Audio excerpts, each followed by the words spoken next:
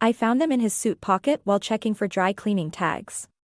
Tiffany blue, that unmistakable shade that makes every woman's heart skip. The small box sat heavy in my palm, a promise of something beautiful inside. But it wasn't meant for me. Madeline. That's who I am. The wife who finds jewelry meant for another woman while doing her husband's laundry on a perfectly normal Tuesday afternoon. Mommy, can we have pizza tonight? Lucas tugged at my sleeve, his Nintendo forgotten on the couch. Emily says she wants the one with no red sauce. I slipped the box into my pocket, plastering on a smile. Sure, buddy. Let me just finish with Daddy's suits first. The house hummed with the usual after-school chaos. Emily's Disney songs blared from the iPad, mixing with Lucas's video game sound effects. But all I could hear was my own heartbeat, drowning everything else out. Ryan had been working late more often. Sales meetings, client dinners, the usual excuses. I'd believed them because it was easier than not believing them. Until now. My phone buzzed. Ryan's face lit up the screen. Hey, hon. Probably another late one tonight. Big presentation tomorrow. Of course. My voice stayed steady, practiced. The kids want pizza. I'll save you some. You're the best. Love you. The lie tasted bitter. I ended the call and pulled out the box again. Inside, diamond teardrops caught the afternoon light, scattering it across my kitchen counter. $3,000, minimum. I'd done enough window shopping at Tiffany to know. Those are pretty. Chloe's voice made me jump. She stood in my doorway, all yoga-toned and perfect, holding a basket of fresh muffins. Sorry, your door was open. Thought I'd bring over some treats. I snapped the box shut. Thanks. Just leave them on the counter. She lingered, eyes fixed on my closed fist. Everything okay? You look pale. Fine. Just tired. I forced another smile. Kids are watching TV if you want to say hi. Actually, I should get going. Hot date tonight. She winked, adjusting her perfectly styled hair. Don't want to be late. After she left, I sat at my computer and pulled up our joint bank account. $3,200 withdrawn last week. Business expenses, the note said. My fingers hovered over the keyboard, tempted to dig deeper, to confirm what I already knew. Mommy, Emily's being mean. Lucas's voice broke through my thoughts. I'm not. He started it. I closed the laptop and stood up, the box still clutched in my hand. The kids needed dinner. Homework, listening to Ryan's steady breathing beside me, planning my next move. The earrings weren't just jewelry anymore, they were evidence. And I'd always been good at connecting dots, seeing patterns others missed. Tomorrow, I'd start pulling threads. See what unraveled. But tonight, I'd let him sleep peacefully, dreaming whatever dreams unfaithful husbands dream. After all, revenge, like those diamond earrings, is best served with perfect clarity. Grace pushed her salad around the plate, her lawyer face firmly in place. Bank statements, phone records, credit card bills, we need it all. And Maddie, you need to be smart about this. No confrontations until we have everything. The cafe buzzed around us, but I barely noticed. My wedding ring felt like a brand on my finger. He's getting sloppy. Yesterday, he left his phone unlocked on the counter while he showered. And nothing. I couldn't do it. Felt too much like what he's doing to you. Grace's voice cut sharp. This isn't about playing fair anymore. The waiter appeared with more water. Through the window, I watched Chloe walking her designer dog, all bouncy ponytail and expensive athleisure. She waved, bright as sunshine. I lifted my hand mechanically. That's her, isn't it? Grace's eyes narrowed. The neighbor you mentioned? She brought muffins yesterday. Standing in my kitchen like she belonged there. My fork scraped against the plate. While wearing his earrings. Grace's eyebrows shot up. You're sure? $3,000 worth of sure. The memory of those teardrops catching the light made my stomach turn. She probably thought I wouldn't notice. Or maybe she wanted me to. My phone buzzed. Ryan's face appeared on screen, along with his message, "Family dinner tonight? Mom and Dad want to see the kids." Perfect timing, Grace mused. His parents should know what's happening. No. The word came out harder than intended. Tom and Linda adore him. It would break them. They deserve the truth. The kids deserve peace. I typed back a quick agreement to dinner. I need to handle this carefully. That evening, Linda helped me set the table while Tom entertained the children. Ryan arrived late, as usual, but brought expensive wine and his sales pitch smile. Sorry, everyone. Traffic was murder. He kissed my cheek, his cologne unfamiliar. Something smells amazing. Mommy made your favorite. Emily announced, climbing into her chair. The chicken with the stuff. Ryan's phone chimed. He glanced at it, his expression shifting slightly. Great, honey. Just need to answer this quickly. Linda passed the salad. Surely work can wait, dear. We hardly see you anymore. It's important. He stood, already typing. 2 minutes. I watched him step onto the back porch, his silhouette animated in conversation. Through the glass, I could see him laughing, that real laugh he used to share with me.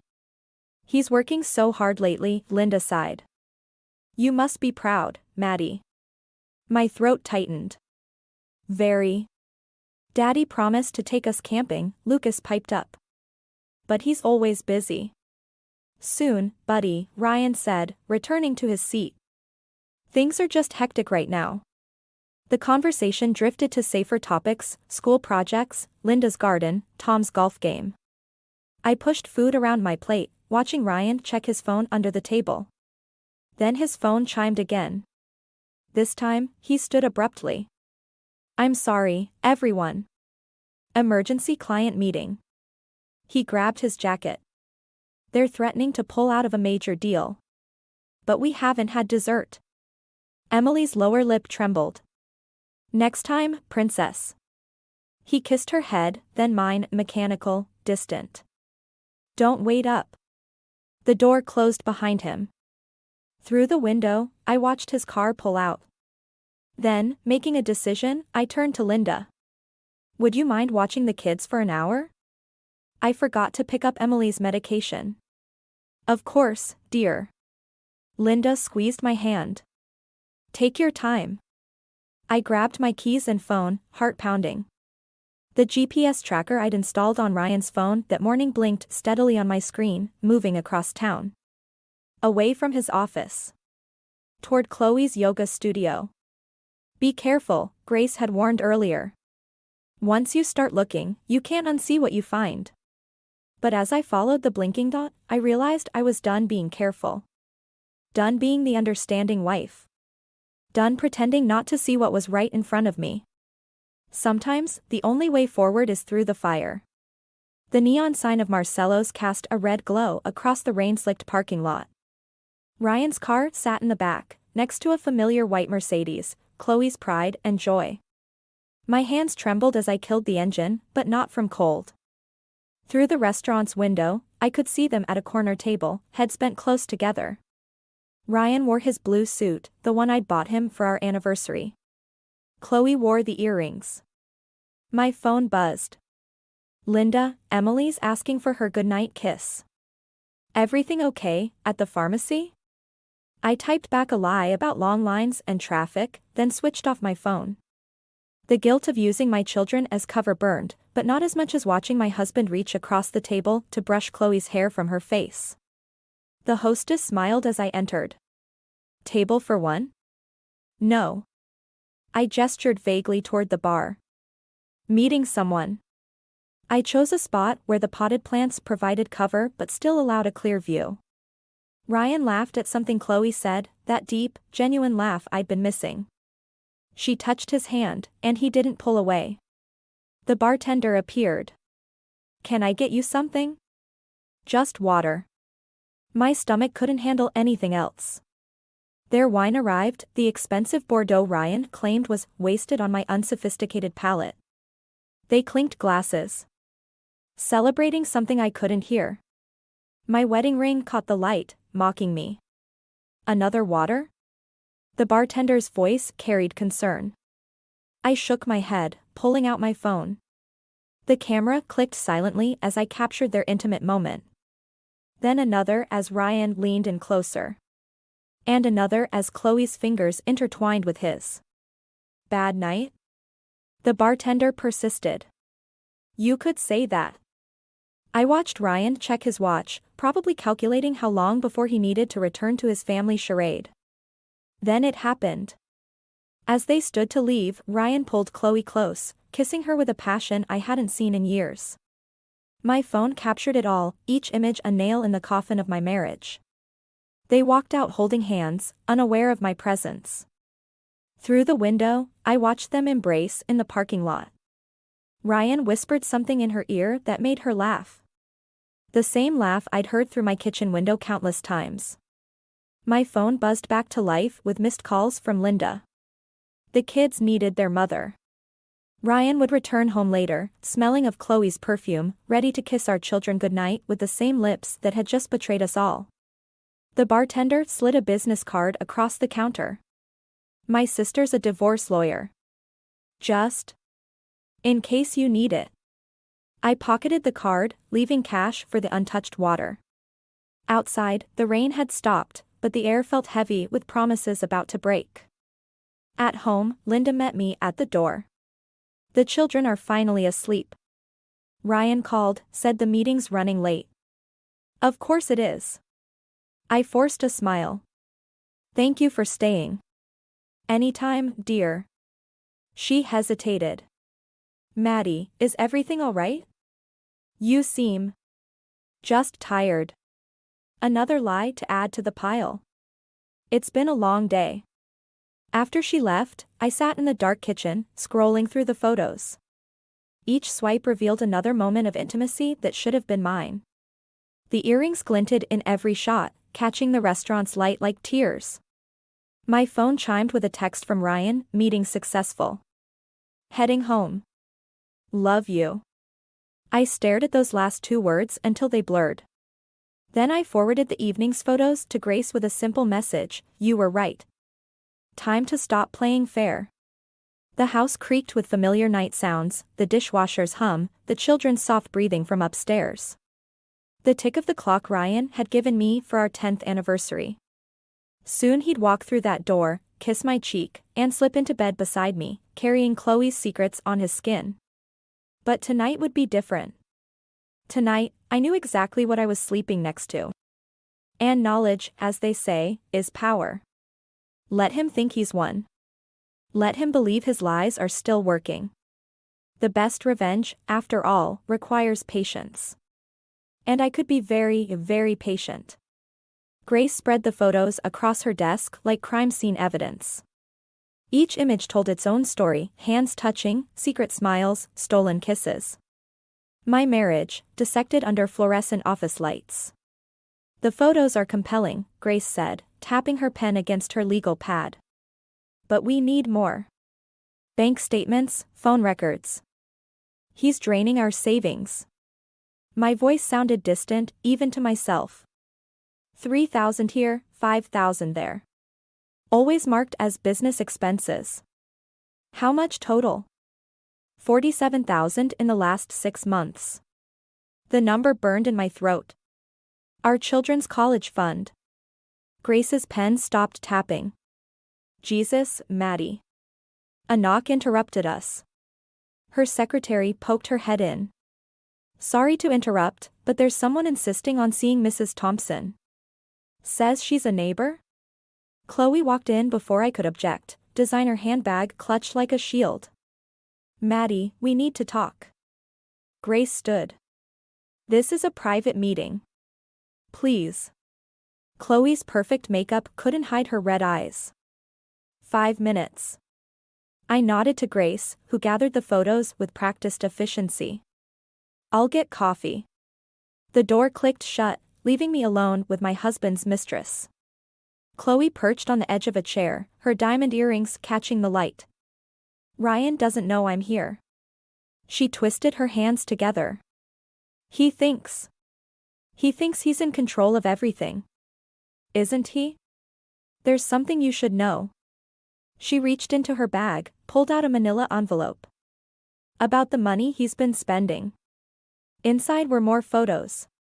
Not of them together, but of documents. Bank statements. Wire transfers. A lease agreement for an apartment I'd never seen. He promised to leave you. Chloe's voice cracked. Said he was saving for our future. But he's been lying to both of us. The lease was for a penthouse downtown. Paid 6 months in advance. Not in Chloe's name, but in someone else's, Jessica Martinez. Who is she? His other girlfriend. Chloe wiped at her eyes, smearing mascara. I found out last week. She's 24. Works at his company. The room tilted slightly. One betrayal had been devastating.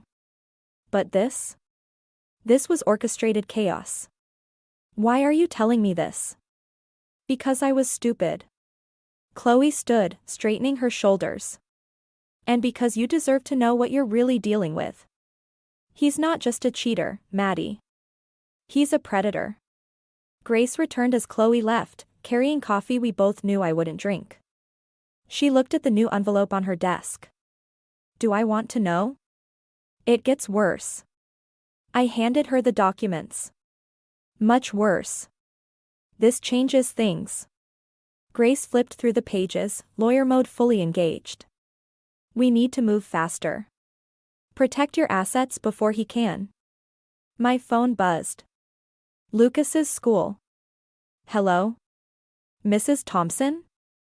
There's been an incident. Lucas got into a fight during recess. 20 minutes later, I sat in the principal's office, holding my crying son. His knuckles were scraped, his favorite Spider-Man shirt torn. He said Daddy doesn't love us anymore. Lucas hiccuped against my shoulder. Tommy said he saw Daddy kissing another lady at the mall. I told him he was lying. The principal looked uncomfortable. Perhaps some family counseling might be helpful? I stroked Lucas's hair, feeling his small body shake with sobs. All my careful plans for a clean, quiet revenge evaporated. It's okay, baby, I whispered. Everything's going to be okay. But it wasn't okay. Ryan wasn't just destroying our marriage, he was destroying our children's faith in love itself. And suddenly, my path forward became crystal clear. Back in Grace's office, I looked at the scattered evidence of my husband's multiple betrayals. I'm done waiting. Grace nodded, already reaching for her phone. What do you need? Everything. Bank accounts frozen. Emergency custody order. And I want him served at work. I touched the photos of the penthouse apartment. Let him explain this to his boss, his parents, and his other women all at once. It'll get ugly. It's already ugly. I stood, gathering my strength. But I'm done protecting his secrets while he destroys our family. Sometimes the best revenge isn't served cold. Sometimes it needs to burn everything to the ground. The bank statement trembled in my hands as Ryan walked through the door. Late again, briefcase bulging with lies. Emily ran to hug him while Lucas stayed glued to his video game, refusing to look up. Daddy brought presents. Ryan pulled out 2 wrapped packages. To make up for missing movie night. Where's mine? I held up the bank statement. The $47,000 you took from our savings? That would make quite a gift. The color drained from his face. Emily clutched her unopened present, sensing the shift in the room. Lucas's game console beeped in the sudden silence. Kids, go upstairs please. Ryan's sales pitch smile wavered. Mommy and Daddy need to talk. They hesitated until I nodded. Emily's small feet thundered up the stairs, but Lucas lingered at the top, watching. I can't explain. Ryan loosened his tie. Work has been expensive? I tossed more papers onto the coffee table. The penthouse on 5th Street must be eating into your budget. Does Jessica like the view? He flinched at the name. How did you? Chloe sends her regards. The laugh that escaped me sounded foreign. Turns out your girlfriends don't appreciate being played either. This is ridiculous. He reached for the papers, but I snatched them back. Those transfers were for legitimate business expenses. Like the Tiffany earrings? Or the weekend trips to the coast? Each word felt like glass in my throat. Our children's college fund, Ryan. Their future. Keep your voice down. His eyes darted toward the stairs. We can discuss this later. No. The word came out sharp enough to make him step back. We discuss it now. Every penny you stole, every lie you told, every time you kissed our children goodnight smelling like another woman's perfume. His facade cracked. You followed me? I didn't have to. You left breadcrumbs everywhere. I pulled out my phone, scrolling through photos. Marcello's with Chloe. The plaza with Jessica. You're not as clever as you think. This is invasion of privacy. His voice rose, corporate lawyer tone emerging. You had no right. Like you had no right to drain our accounts? I stepped closer. To destroy our family? I never meant. He ran his hands through his hair, disheveling his perfect appearance. Things just got complicated. Complicated? The word tasted bitter. Lucas got into a fight at school defending your honor. Emily cries herself to sleep when you miss dinner. That's not complicated, Ryan. That's cruel. A small gasp from the stairs made us both turn. Lucas stood there, tears streaming down his face. Before either of us could move, he ran to his room, slamming the door. Now look what you've done. Ryan grabbed his keys.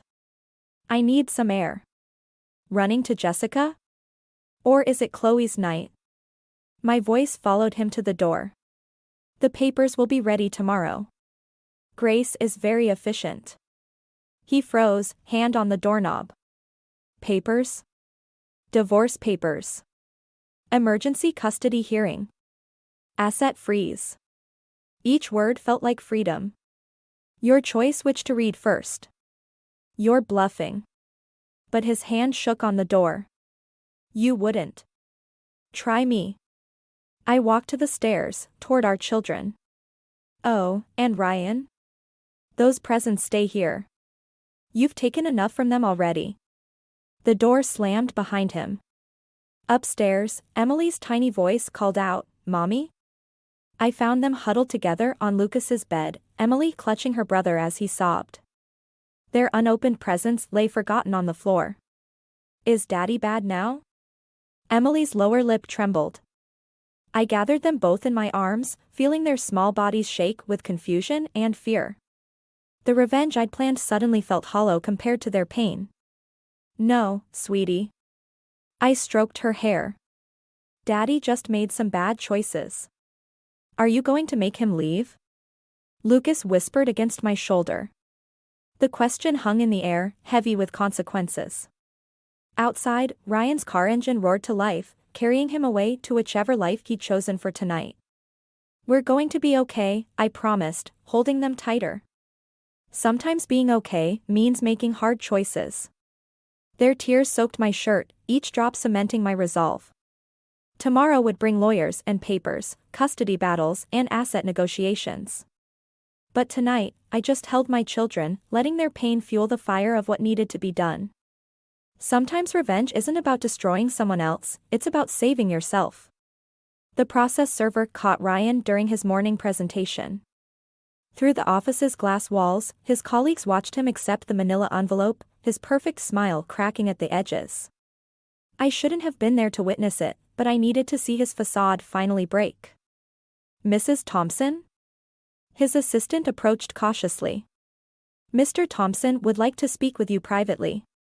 The conference room felt like an aquarium, all eyes watching through the glass. Ryan stood at the head of the table, divorce papers scattered like confetti. You really did it.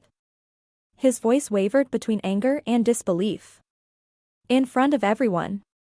Like you did everything in private? I kept my voice steady. The company should know where their money went. He slammed his hand on the table. I built this life. Everything we have. Had. I corrected him. The accounts are frozen. The house is in trust for the children. Your parents know everything. The color drained from his face.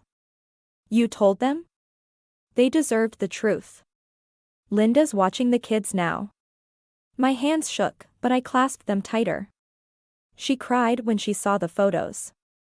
This will destroy my career. He gestured at the papers. Is that what you want? What I want. Something snapped inside me. I wanted a faithful husband. I wanted our children to have their college fund. I wanted. The door opened. A woman in her 20s stood there, perfectly polished in designer clothes. Jessica. My replacement's replacement. Ryan, the board is waiting. Her eyes flickered between us. Should I reschedule? No need. I gathered my purse.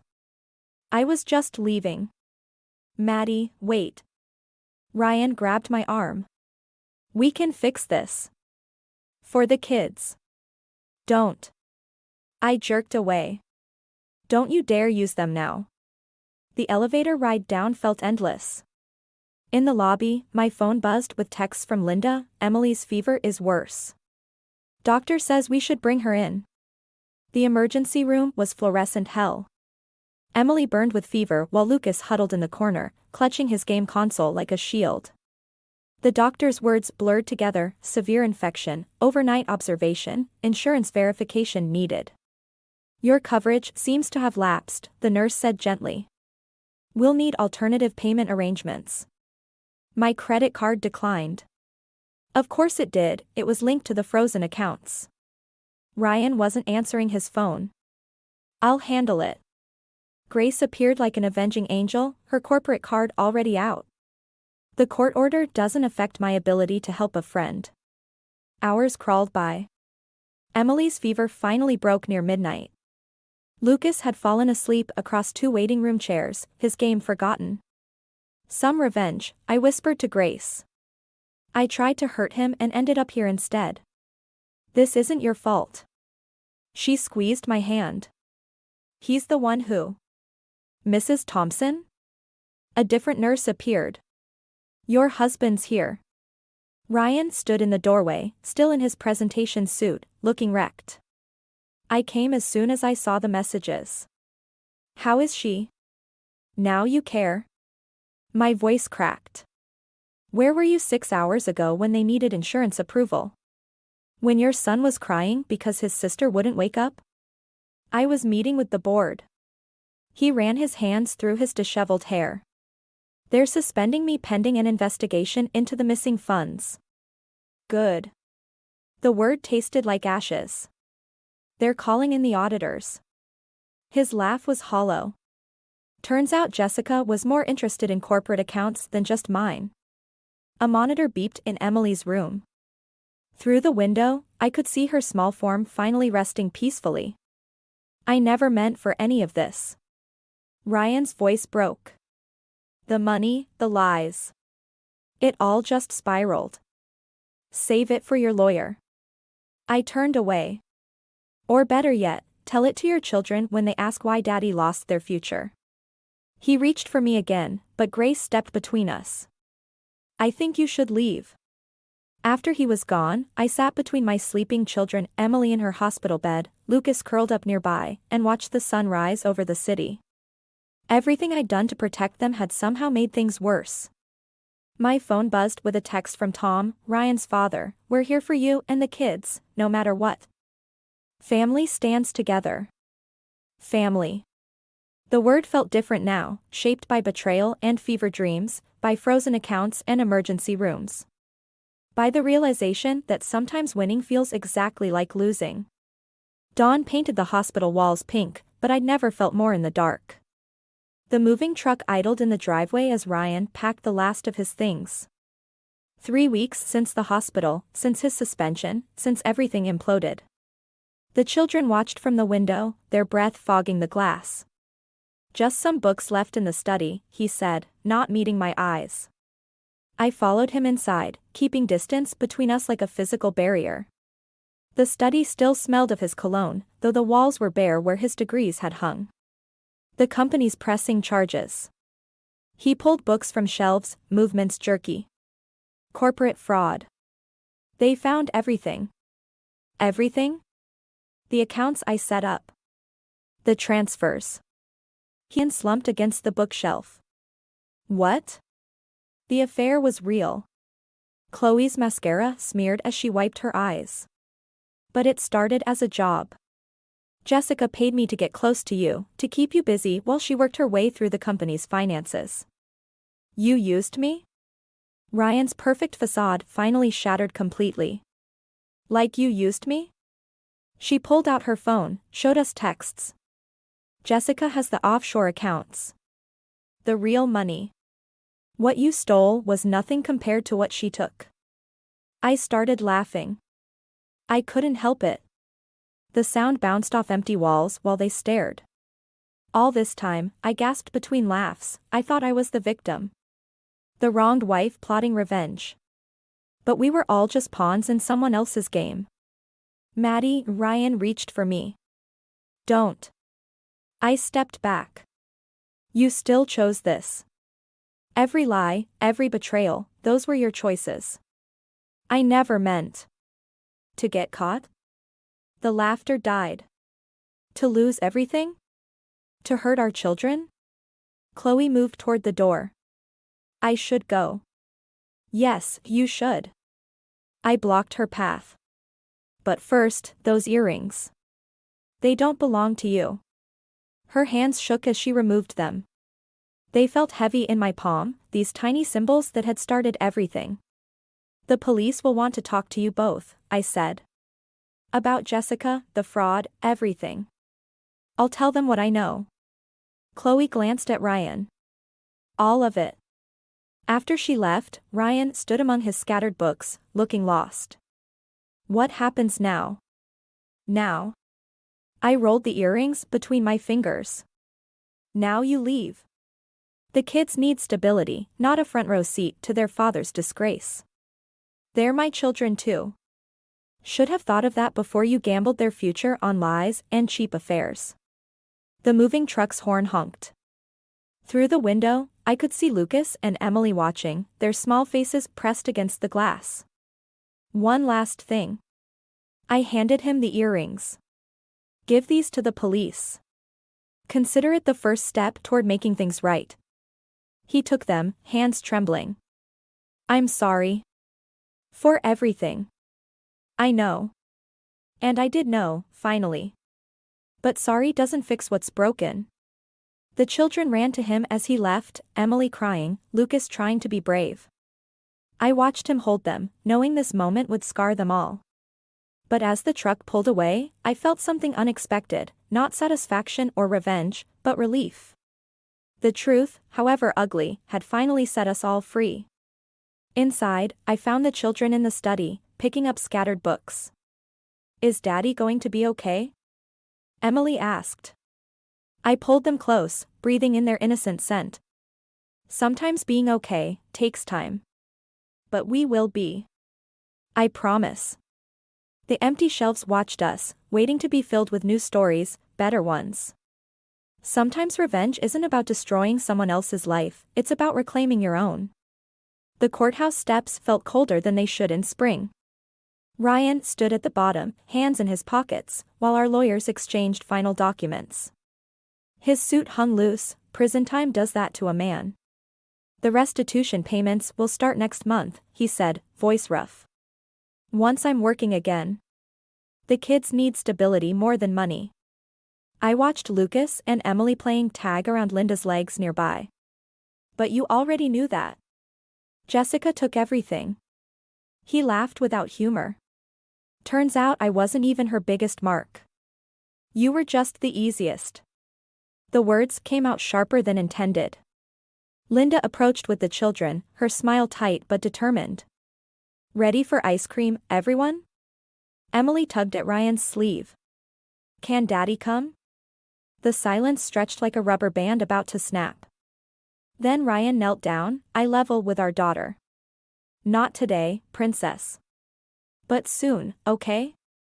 Lucas didn't look up from his game console. After they left with Linda, Ryan turned to me. Tom and Linda have been amazing. Better grandparents than I deserve. Better parents too. I watched them walk away. They never stopped loving any of us. While I stopped loving everything except the chase. He pulled something from his pocket, the Tiffany box that started it all. The police returned these. Thought you should have them. Keep them. I stepped back. Consider them the price of clarity. Grace appeared at the top of the steps, files tucked under her arm. Everything's finalized. You're officially free. Free. The word tasted different than I'd imagined during those nights of plotting revenge. Less sweet, more complex. Your web design firm is taking off, Ryan said quietly. I saw the article in Business Weekly. Life has a way of working out. I turned to leave, then paused. Jessica was arrested in Singapore last week. Thought you should know. His sharp intake of breath said everything. That evening, I sat in my home office, surrounded by client mock-ups and children's drawings. Lucas's latest artwork showed our family, 3 figures standing together, 1 smaller figure apart. Is Daddy bad forever? Emily asked from the doorway, clutching her stuffed rabbit. No, sweetie. I pulled her onto my lap. He just made bad choices. But he's trying to make better ones now. Like saying sorry? Something like that. Lucas appeared, hovering uncertainly. Tommy's dad said people who go to jail are evil. Come here. I made room for him too. Life isn't that simple. Good people can make terrible mistakes. The trick is learning from them. Are you still mad at Daddy? I considered the question, thinking of the earrings, the betrayals, the elaborate scheme that had caught us all in its web. No. Being mad takes too much energy. I'd rather use it to build something new. My phone buzzed, another client signing on. The business I'd built from the ashes of my marriage was thriving. Not because of revenge, but because I'd finally stopped letting someone else's choices define me.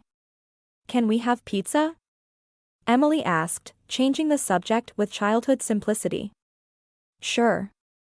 I hugged them close. But first, help me with something. This client wants a website about new beginnings. Any ideas? They leaned over my desk, offering suggestions with infectious enthusiasm. Outside, the sun set on another day in our reformed life. Not perfect, but ours. The Tiffany box still sat in my purse, Ryan's final attempt at closure. Tomorrow, I donate the earrings to a domestic violence shelter's fundraiser. Let them be transformed into something helpful, something healing. My phone buzzed again, a text from Grace, drinks tomorrow? You need to celebrate this win. But looking at my children, absorbed in website colors and pizza toppings, I realized I was already celebrating the real victory. Not the legal win or the business success, but this, the ability to build something beautiful from broken pieces. Sometimes the best revenge isn't revenge at all. It's the quiet triumph of becoming exactly who you were meant to be, long after the storm has passed.